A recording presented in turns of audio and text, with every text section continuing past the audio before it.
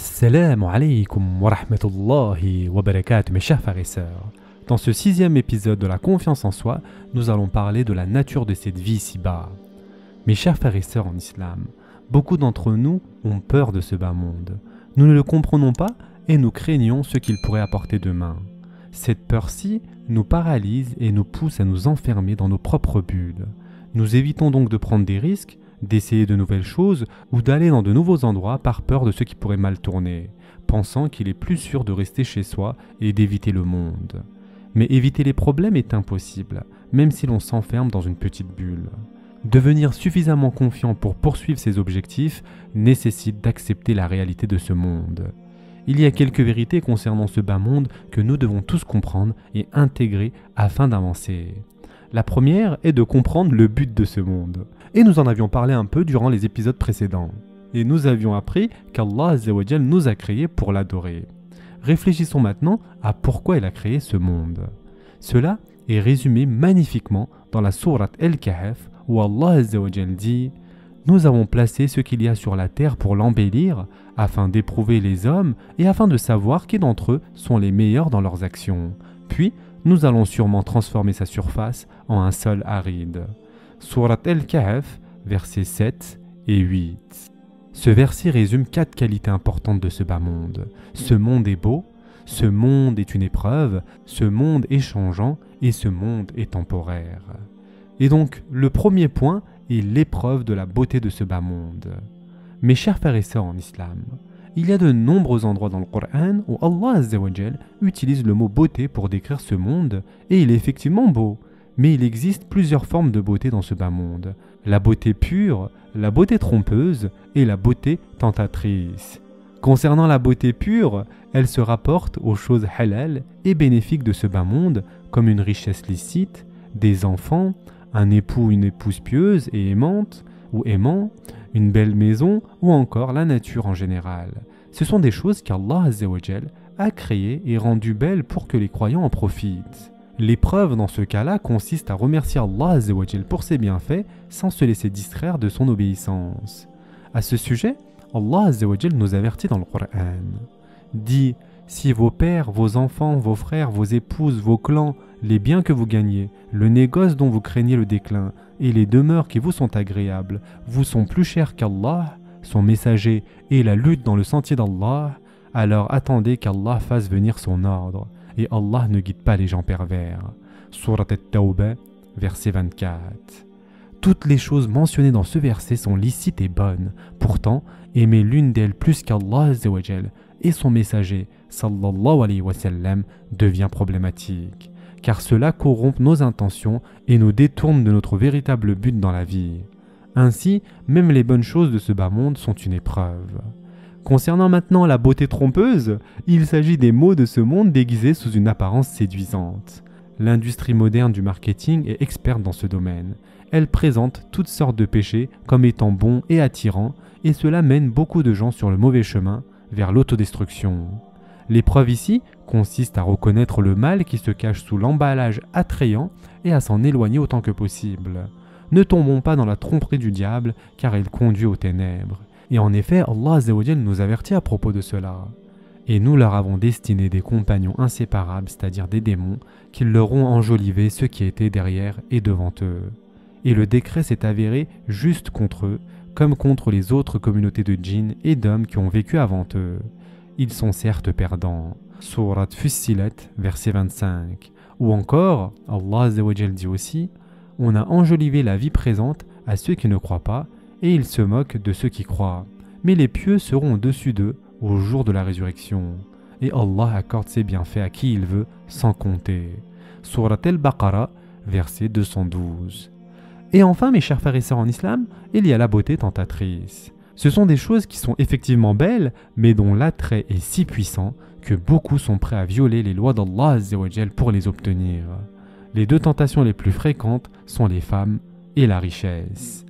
Les hommes convoitent les femmes, mais beaucoup manquent de confiance pour suivre la voie licite, c'est-à-dire le mariage et le respect, et choisissent les chemins du mal.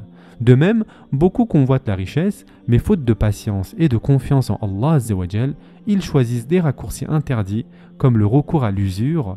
Ils finissent alors avec une richesse maudite, privée de toute bénédiction.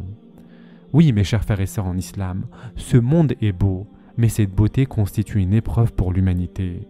Nous devons profiter des beautés licites de ce monde avec modération et patience, tout en renonçant à celles qui sont interdites. Cette patience sera récompensée par des choses encore plus grandes et plus belles au paradis. Et en effet, Allah subhanahu wa ta'ala dit dans le Coran: on a enjolivé aux gens l'amour des choses qu'ils désirent, femmes, enfants, trésors thésaurisés d'or et d'argent, chevaux marqués, bétail et champs, tout cela est l'objet de jouissance pour la vie présente, alors que c'est près d'Allah qu'il y a bon retour. Dis, puis-je vous apprendre quelque chose de meilleur que tout cela? Pour les pieux, il y a auprès de leur Seigneur des jardins sous lesquels coulent les ruisseaux pour y demeurer éternellement, et aussi des épouses purifiées et l'agrément d'Allah. Et Allah est clairvoyant sur ses serviteurs. Sourate Al-Imran, versets 14 et 15. Mes chers frères et sœurs en islam, il ne faut surtout pas oublier que ce monde est une épreuve, car Allah Azza wa Jal dit dans le Coran: très certainement, nous vous éprouverons par un peu de peur, de faim et de diminution de biens, de personnes et de fruits, et fait la bonne annonce aux endurants. Sourate Al-Baqarah, verset 155. Il n'y a pas que la beauté de ce monde qui nous met à l'épreuve et nous tente, tout dans ce monde est une épreuve. Tout comme les bonnes choses sont un test de gratitude, les difficultés sont aussi une épreuve venant d'Allah subhanahu wa ta'ala. Pour développer notre confiance, nous devons donc accepter le monde tel qu'il est. Le monde n'est pas parfait, tout comme nous ne sommes pas parfaits. Ce monde possède de la beauté, mais il comporte également des difficultés. Les difficultés sont une réalité de la vie que tout être humain doit affronter et gérer. Personne ne peut traverser ce monde sans faire face à un moment ou à un autre à une forme d'épreuve. Fuir ou se cacher dans sa maison ne fera pas disparaître les épreuves de la vie. Au contraire, cela le fera entrer jusqu'à notre foyer. Nous devons comprendre que ce monde est un terrain d'examen et que nous ne pouvons pas y échapper. Cela signifie que nous sortions vivre notre vie ou que nous restions à la maison par crainte, les épreuves viendront de toute façon à notre rencontre. Alors, pourquoi rester enfermé? Il y a tant à faire dans ce bas monde, tant de choses que nous pouvons accomplir, tant de vies que nous pouvons toucher, tant de façons par lesquelles nous pouvons rendre ce monde meilleur. Et oui, il y aura des épreuves sur notre chemin, c'est la nature de ce monde. La vie suit des cycles, il y aura des moments de joie et des moments de difficulté. Profitons donc des bons moments pour maximiser nos efforts et persévérons aussi dans les moments durs, car eux aussi finiront par passer tôt ou tard. La réalité est que nous ne pouvons pas changer la nature de ce monde, mais seulement changer la manière dont nous l'abordons et dont nous y faisons face. Allah Azza wa Jal nous a tous comblés de grands dons et de talents. Utilisons ces talents pour aider sa création et rendre ce monde meilleur. Voilà comment nous pouvons faire partie de ceux qui excellent par leurs bonnes actions. Mes chers frères et sœurs en islam, concernant la nature éphémère de ce bas monde, Allah Azza wa Jal est très explicite dans le Coran. Et en effet, Allah Azza wa Jal dit: et n'invoque nulle autre divinité avec Allah.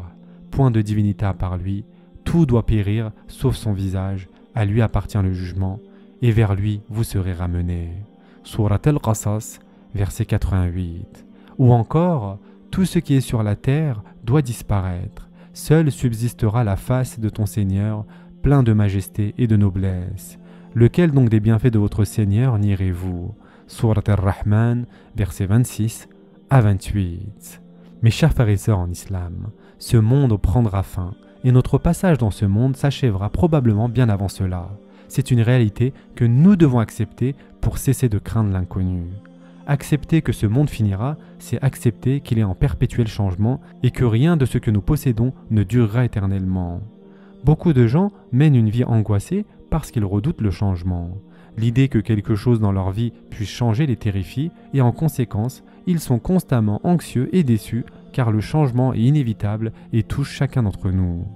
Nous changeons, nos époux changent, nos enfants changent, nos économies changent, les périodes de paix et de guerre s'alternent, les dirigeants changent, la technologie change, les carrières et les emplois changent, rien n'est garanti de rester figé pour toujours. Mais le changement n'a pas à être perçu comme quelque chose de négatif. Le changement est ce que nous en faisons. Mes chers frères et sœurs en islam, Dans la 13e année de la prophétie, le prophète sallallahu alayhi wa sallam et ses compagnons radiallahu anhum furent contraints à l'exil et ils durent quitter la Mecque, leur ville natale, leur famille et leurs biens pour émigrer à Médine. Ce fut un bouleversement immense qui aurait pu être vu comme une tragédie. Pourtant, le prophète sallallahu alayhi wa sallam embrassa ce changement comme faisant partie du plan d'Allah Azza wa Jal pour lui. Il y vit une opportunité de construire une nouvelle communauté musulmane. Et avec beaucoup d'efforts, Médine devient le premier État islamique et sa nouvelle demeure. Elle resta sa maison même après la conquête de la Mecque et demeure encore aujourd'hui, 1400 ans plus tard, l'un des lieux les plus chers aux musulmans. Dans cette histoire, la situation des musulmans changea à plusieurs reprises, d'une minorité opprimée à des exilés, puis à des émigrés dans une nouvelle terre, à fondateurs d'un État islamique, à combattants contre les agresseurs, à signataires de traités de paix, pour finir en vainqueurs et conquérants. En 10 années, la seule chose constante fut le changement, et chaque changement fut accueilli comme une étape menant vers un plus grand bien. Ainsi, le prophète sallallahu alayhi wa sallam et ses compagnons accomplirent en 2 décennies plus que ce que beaucoup accomplissent en toute une vie. Un siècle plus tard, un autre grand homme dut lui aussi accepter le changement. Omar ibn Abdul Aziz, alors gouverneur de Médine, fut démis de ses fonctions et contraint de partir à Damas. Il fut très peiné de quitter la ville bien-aimée du prophète sallallahu alayhi wa sallam pour s'installer dans une cité plus matérialiste, mais il accepta ce destin comme venant d'Allah Azza wa Jal et s'y adapta.